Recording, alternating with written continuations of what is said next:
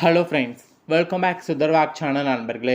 இன்றைக்கி இந்த வீடியோவில் என்ன பார்க்க போகிறோன்னா, மிக மிக எச்சரிக்கையான ஒரு ஜோதிட வாக்கு தான் இப்போ இந்த வீடியோவில் ரொம்ப சுவாரஸ்யமாக பார்க்க போகிறோம். சுவாரஸ்யமாக பார்க்குறதுக்கு முன்னாடி எதை பற்றி இது பார்க்க போகிறோம் அப்படிங்கிறத இன்ட்ரோ மூலிமா ஷேர் பண்ணுறேன். எதை பற்றிய தாள்களை பார்க்க போகிறோங்கிறத இன்ட்ரோ மூலிமா ஃபஸ்ட்டு தெரிஞ்சுக்குங்க. 2025 ஆண்டில் 6வது மாதமான ஜூன் மாதமானது பிறந்து நடந்துகிட்ருக்கு. ஒன் ஆஃப் த ஒரு முக்கியமான மாதம்னா அது இந்த ஜூன் மாதத்தை சொல்லலாம்.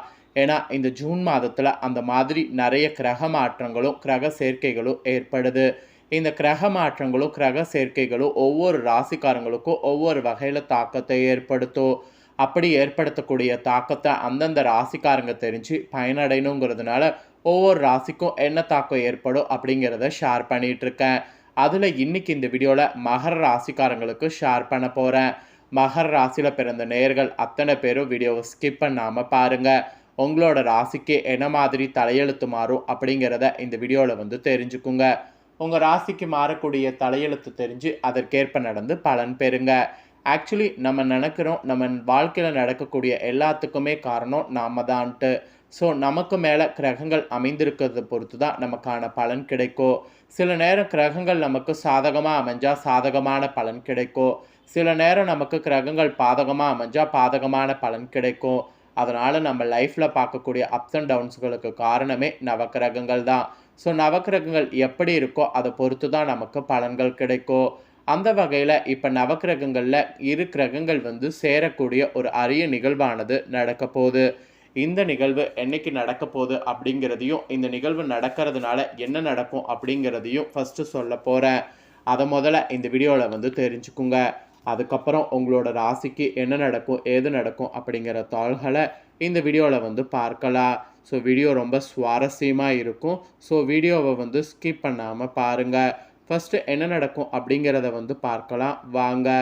அதாவது ஜூன் 5ஆம் தேதி தான் நான் சொல்லக்கூடிய சேர்க்கையானது இருக்குது.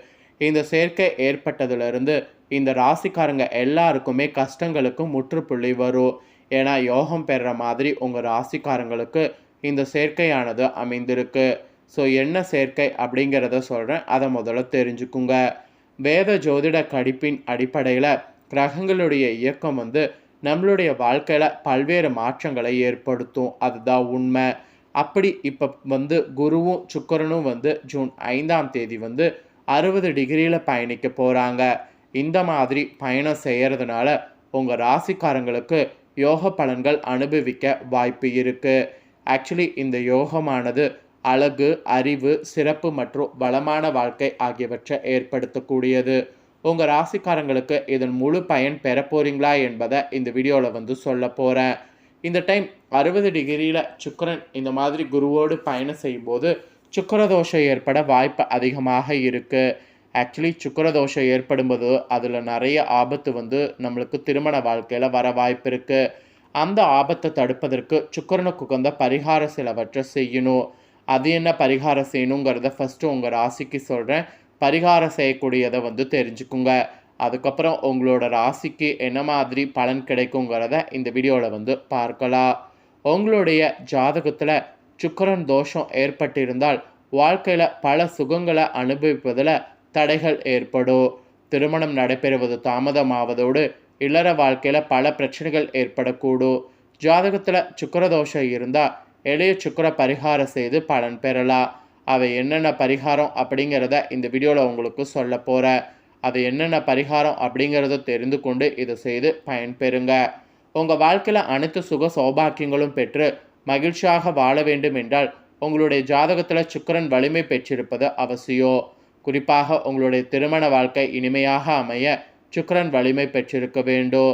உங்கள் ஜாதகத்தில் கன்னி வீட்டில் சுக்கிரன் மட்டும் தனித்து இருந்தாலோ, கன்னி வீட்டில் சுக்கிரன் நீச்சம் அடைந்து செவ்வாயோடு இணைந்து இருந்தாலோ, லக்னத்திற்கு 8வது வீட்டில் சுக்கிரன் இருந்தாலோ, அல்லது சுக்கிரனுக்குடைய இடமாக இல்லாமல் இருந்து அது 7வது வீட்டில் இருந்தாலோ, அல்லது லக்னத்திற்கு 3வது வீட்டில் மறைந்திருந்தாலோ, 12வது இடத்துல மறைந்திருந்தாலோ அதெல்லாம் சுக்கிர தோஷத்தை ஏற்படுத்தும். இந்த தோஷம் மெயினாக திருமண தடை மற்றும் திருமணத்திற்கு தாமதம் ஏற்பட காரணமாக இருக்கும். அதாவது ஜாதகத்தில் சுக்கிர பகவான் ஏதாவது ஒரு கெடுதல் செய்யக்கூடிய கோளோடு இணைந்திருந்தாலோ இந்த தோஷத்திற்கு காரணமாகும். இப்போ 60 டிகிரியில் குருவோடு பயணம் செய்கிறதுனால தோஷம் ஏற்படும். ஆக்சுவலி சரியான தசபுத்தி வரும் வரை காத்திருப்பது நல்ல பரிகாரமாகும். இல்லையென்றால் தேவையற்ற பிரச்சனைகளை வாழ்வில் சந்திக்க நேரிடும்.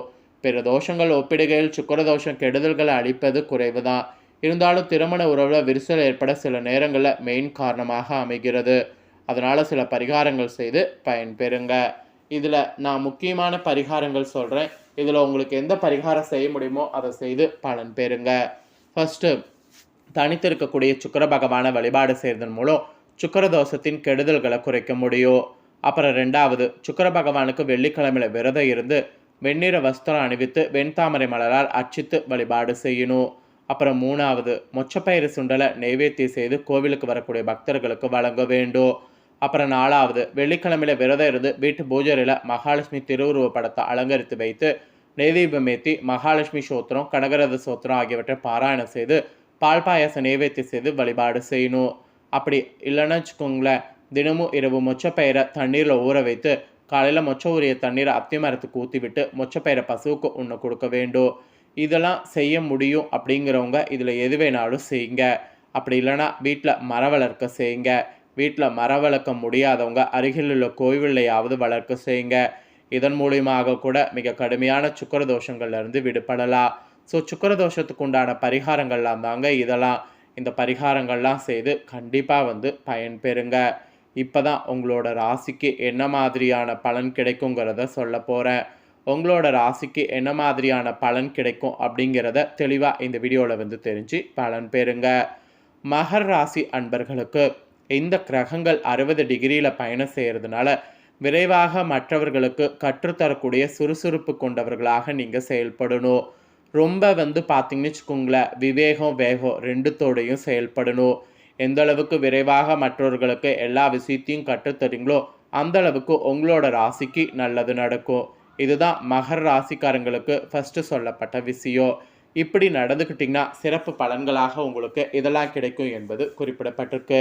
சிறப்பு பலன்களாக உத்தியோகத்தில் இருக்கிறவங்களுக்கு சொல்லப்பட்டிருக்கு.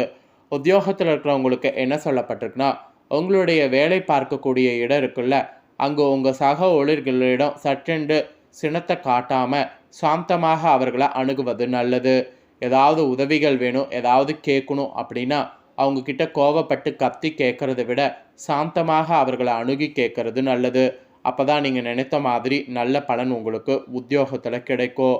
அப்புறம் வியாபாரக்காரங்களுக்கு சொல்லப்பட்டிருக்கு. வியாபாரக்காரங்களுக்கு என்ன சொல்லப்பட்டிருக்குன்னா, வியாபாரிகள் நீங்கள் செல்லக்கூடிய ஊர்களில் உங்கள் கவனக்குறைவு இல்லாமல் இருக்கணும். ஏன்னா நீங்கள் செல்லக்கூடிய ஊர்களில் கவனக்குறைவாக இருந்தீங்கன்னு வச்சுக்கோங்களேன், உங்கள் உடைமைகள் களவு போக வாய்ப்பு இருக்குது. அதனால் கவனக்குறைவு இல்லாமல் இருக்கக்கூடாது. அதாவது கவனக்குறைவு இல்லாமல் செயல்படணும்.